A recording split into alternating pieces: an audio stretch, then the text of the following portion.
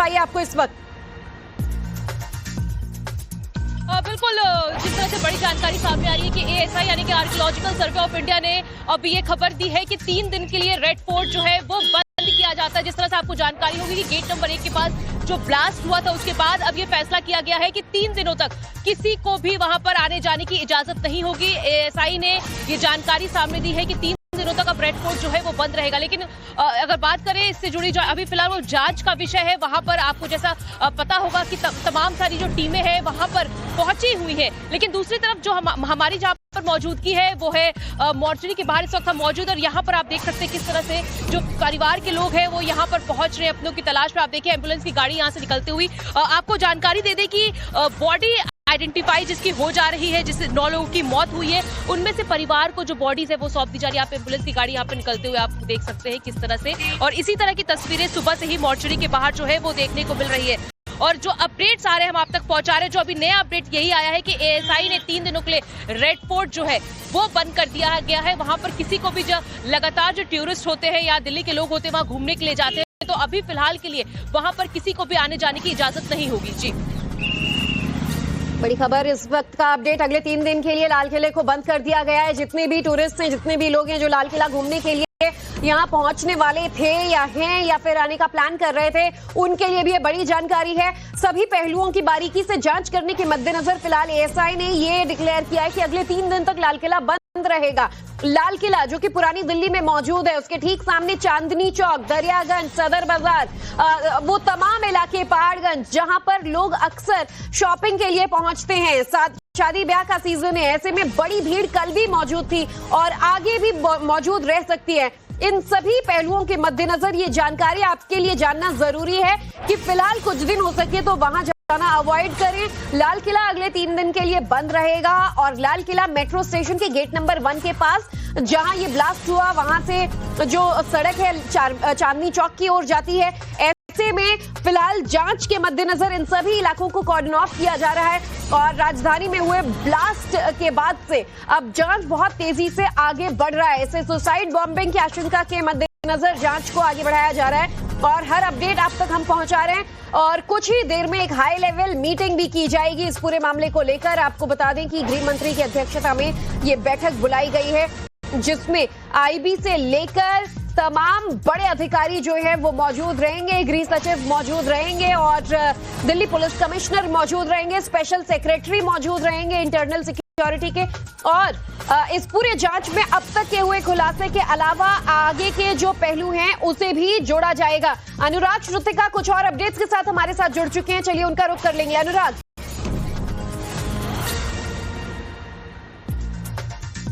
देखिए ज्योति, इस वक्त जो सबसे बड़ा टास्क है जांच एजेंसियों के लिए वो ये है कि इस मामले की जांच बहुत गहनता से, और इस वक्त का सबसे बड़ा अपडेट ये सामने आ रहा है कि जो उमर है, जो इस मामले में सबसे बड़ा सस्पेक्ट है, जो कल जो 3000 किलो ब्लास्ट विस्फोटक मिला था, उस मामले में जो मास्टरमाइंड बताया जाता है उसके परिजनों को हिरासत में ले लिया गया। उससे संबंधित हर एक जानकारी को ढूंढा जा रहा है। कुछ लोग तो ये भी कह रहे हैं, जो अपनी थ्योरी सामने रख रहे हैं, वो कह रहे हैं कि कार के अंदर हो सकता है उमर ही हो, लेकिन अगर वो उमर नहीं है तो उमर कहाँ है? पुलिस उसे लगातार ढूंढ रही है और इस संबंध में उसके परिजनों को इस वक्त पुलिस ने हिरासत में लिया है। तो ऐसे में उसके परिजनों से पूछताछ की जाएगी ताकि उमर जो कि फरार चल रहा है, शुरुआत से ही उसके ऊपर शक की सुई टिकी हुई थी, क्योंकि बीते दिन जब फरीदाबाद पुलिस की तरफ से भी पीसी की गई थी तो उसमें भी उनकी तरफ से कहा गया था कि उमर एब्सकॉन्डिंग है, फरार चल रहा है, और उसके बाद से ही उसकी तलाश जारी थी। और ऐसे में इस थ्योरी को लेकर भी बातचीत हो रही है जो कि 3000 किलो जो अमोनियम नाइट्रेट मिला है फरीदाबाद और गुरुग्राम के अलग अलग इलाकों से, तो ऐसे में ये हड़बड़ी में तो नहीं किया गया है ये ब्लास्ट, ये भी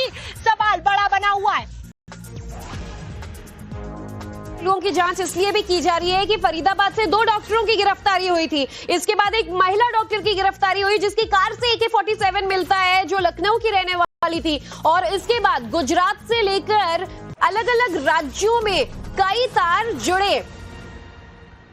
बहरहाल आपको बता दें कि जिस जगह ये ब्लास्ट हुआ लाल किले के मेट्रो गेट के गेट नंबर 1 के पास, वो ब्लास्ट इतना ज्यादा तीव्र था कि मेट्रो के तमाम शीशे टूट गए और वहां की मौजूद दुकानों में मौजूद जो कुर्सियां थी वो हिल गए। और चश्मदीदों की आपने सुनी जो ये कह रहे थे कि हम भी आवाज सुनकर ऐसा दहले कि जहां खड़े थे वहीं गिर गए।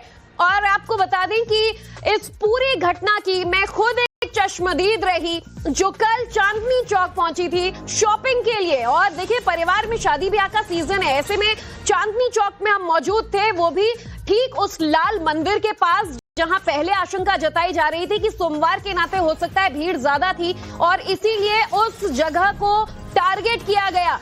ऐसे में पूरे परिवार के साथ वहां पर हम मौजूद थे और अपनी आंखों देखी मैं आपको सुनाती हूं कि जैसे ही ये धमाका हुआ, पहले तो हम बहुत तेज दहले, ऐसा लगा कि मानो कोई भूकंप आया है, पैरों के तले जमीन जो है वो हिलती हुई महसूस हुई और दिल की धड़कन जो है वो बहुत ज्यादा तेज हो गई क्योंकि पूरा परिवार साथ था। ऐसे में लोग सबकी हर बार्गेनिंग छोड़ते हुए दाएं बाएं देखने लगे, हर बार्गेनिंग छोड़ते हुए दाएं बाएं देखने लगे कि क्या हुआ, कहीं कोई दिवाली के पटाखे का विस्फोट तो नहीं और कहीं कोई गैस सिलेंडर विस्फोट तो नहीं, क्योंकि पुरानी दिल्ली अपने पकवानों के लिए भी जाना जाता है। तो ऐसे में तमाम अटकलें अगले 5-10 मिनट तक होती रही कि सिलेंडर ब्लास्ट हुआ है, कार में धमाका हुआ है और धीरे धीरे कर ये पूरी तस्वीर सामने आई जब अपने सामने लोगों की लाशें देखी, जब अपने सामने लोगों का कटा हुआ हाथ देखा और उनके शरीर के अलग अलग अंग सड़क पर पड़े हुए नजर आए।